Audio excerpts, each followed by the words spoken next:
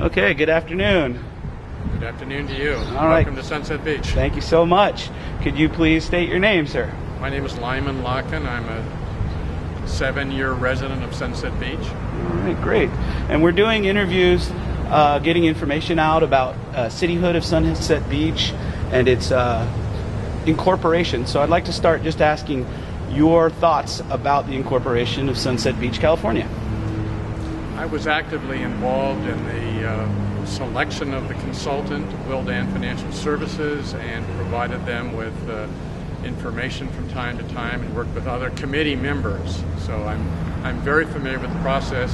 I'm also very familiar with the study done by Ralph Anderson and Associates for the City of Huntington Beach, and I have some comments on that if you'd like to hear them. Okay, great. Please do. Well, first of all, I think the Huntington Beach study is unfair to the residents of both Huntington Beach and Sunset Beach because their report on 3 occasions says that there will never be a utility tax because we're being annexed without a vote, taxation without representation. However, the tax could be imposed at some later date, and I think therefore the report is misleading. But in the meantime, we would not be paying the same utility tax as the residents in the existing city limits of Huntington Beach.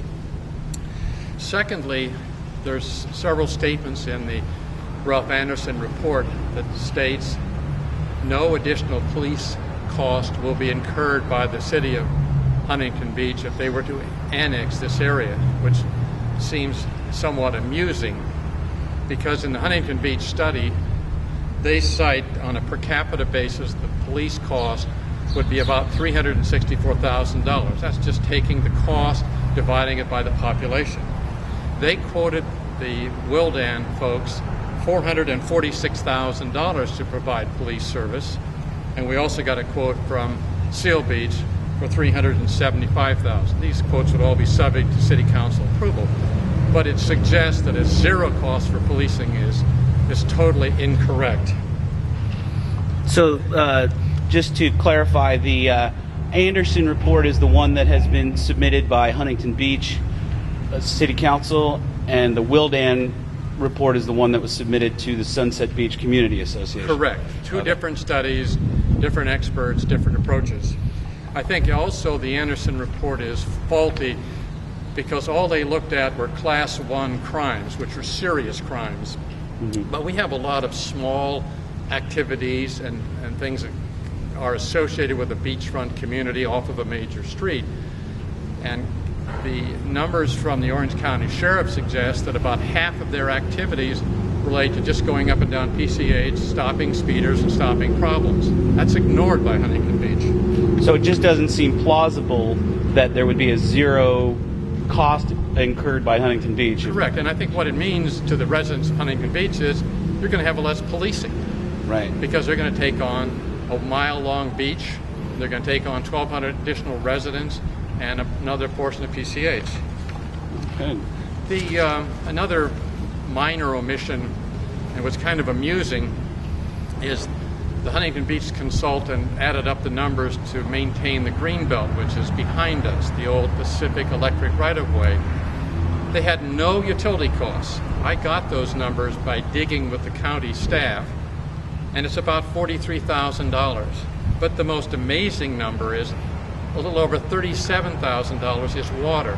Who provides the water? City of Huntington Beach. Their own staff couldn't come up with the water figures, which is unusual.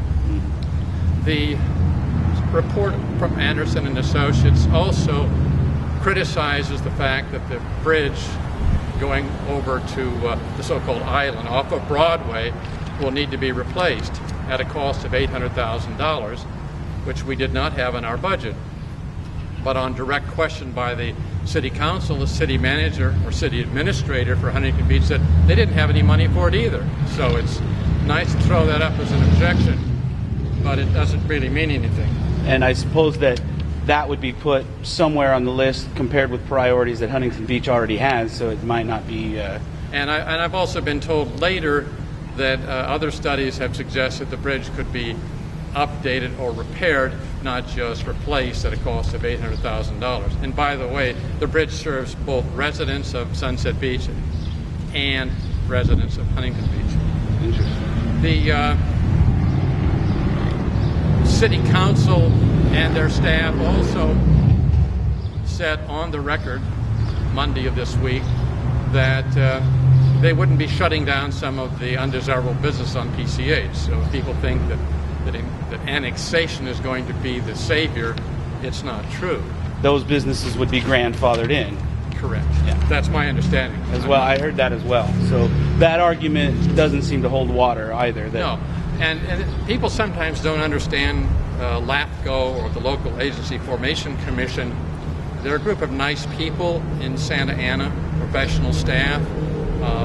Each county in the state has a similar operation. And what does LAFCO stand for again? Local Agency Formation Commission, based on a law passed some years ago by the state of California to encourage unincorporated islands to be taken over or annexed, if you will, by... Or incorporated as well. Or incorporated, yes.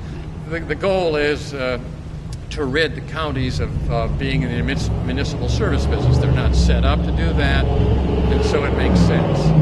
But the LAFCO folks have been very helpful to us, and they've given us a roadmap.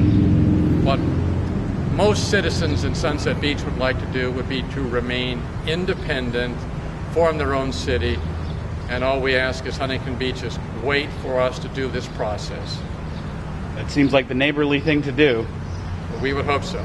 So can you give us a little bit of information about the timeline or about what Sunset Beach is up against in terms of potential annexation? Based on the study session by the City of Huntington Beach this last Monday, it appears that they will take the annexation to their council in mid-July. And if they make such a finding and complete the paperwork process, they will be able to annex Sunset Beach, because the citizens have no vote, they have no appeal, and the LAFCO commissioners, not the staff, by law are obligated to approve this annexation. That seems counterintuitive. I would suggest that if we don't I don't want to make any suggestions because I'm just asking questions, but it seems that a lot of people would take issue with that. Would the citizens of Sunset Beach have any recourse, or can they object to this in any way towards the City Council of Huntington Beach or towards LAFCO? I think the citizens of Huntington Beach need to be aware of what's going on and ask very pointed questions about how are you going to do police services for nothing, and how are you going to handle all these other things when you're already running a big deficit. All right. Well, this has been great. Do you have any closing comments or ideas to leave us with? No, I would ask the citizens of Huntington Beach to get involved, to suggest to their city councilman that waiting for us to go through this process would not be an unusual request.